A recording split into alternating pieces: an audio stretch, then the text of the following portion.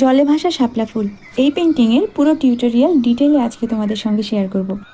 সেই সঙ্গে বলবো বেন্ডিং সহ ছবি আঁকার নানান ধরনের টিপস অ্যান্ড ট্রিক্স। এই পেন্টিংয়ের থিমটা হলো মেঘলা আকাশের ছায়া শাপলা বিলের উপর পড়েছে। প্রথমে আমাদেরকে পানিতে মেঘলা আকাশের প্রতিছবি আঁকতে হবে। তো প্রথমে আমি ব্ল্যাক, হোয়াইট এবং একটুখানি থ্যালো ব্লু মিক্সড করেছি, এবং কোথাও ব্লু একটু বেশি দিয়েছি, কোথাও একটু কম দিয়েছি।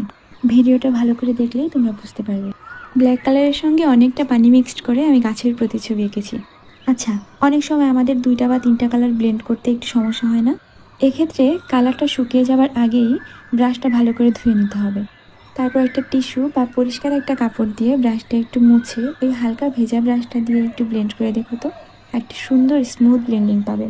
আর শাপলা ফুলের পাতা আঁকার জন্য প্রথম লেয়ার দিয়েছি গ্রিনের সঙ্গে একটু ব্ল্যাক মিক্সড করে, এরপর দ্বিতীয় লেয়ার দিয়েছি গ্রিনের সঙ্গে ইয়েলো মিক্সড করে, আর যেখানে বেশি হাইলাইট করেছি সেখানে গ্রিন, ইয়েলো এবং হোয়াইট মিক্সড করেছি। আর পানিতে যে পাতার একটা ছায়া পড়েছে না, সেটা আঁকার জন্য কালোর সঙ্গে অনেকখানি পানি মিক্সড করে নিয়েছি। তারপর 0 সাইজের একটা ব্রাশে ওই কালার একটুখানি নিয়ে পাতার কিনারা ঘেঁষে চিকন করে দাগ দিয়েছি। তোমরা না ভিডিওটা সেভ করে রেখো, তাহলে ছবি আঁকার সময় তোমরা যদি ভিডিওটা বারবার দেখো তাহলে অনেকটা সহজে আঁকতে পারবে। আর আমি কিন্তু এই পেন্টিংটা অ্যাক্রিলিক কালার দিয়ে করেছি। এরপর আমি কিছু শাপলা ফুল আঁকবো এখানে। ফুলগুলো আমি 00 সাইজের ব্রাশ দিয়ে এঁকেছি। তোমরা যদি চাও 0 বা 1 নম্বর সাইজের ব্রাশ দিয়েও আঁকতে পারো। আমি এখানে সাদা রঙের শাপলা এঁকেছি।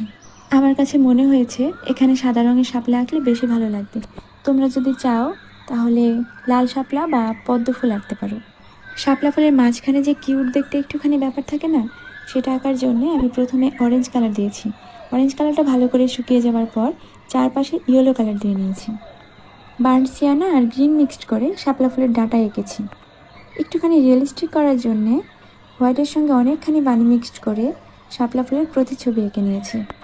ছবিটা কেমন হলো আমাকে জানাবে, আর আমার পেজ ফলো করে আমার পাশে থাকবে। Thank you.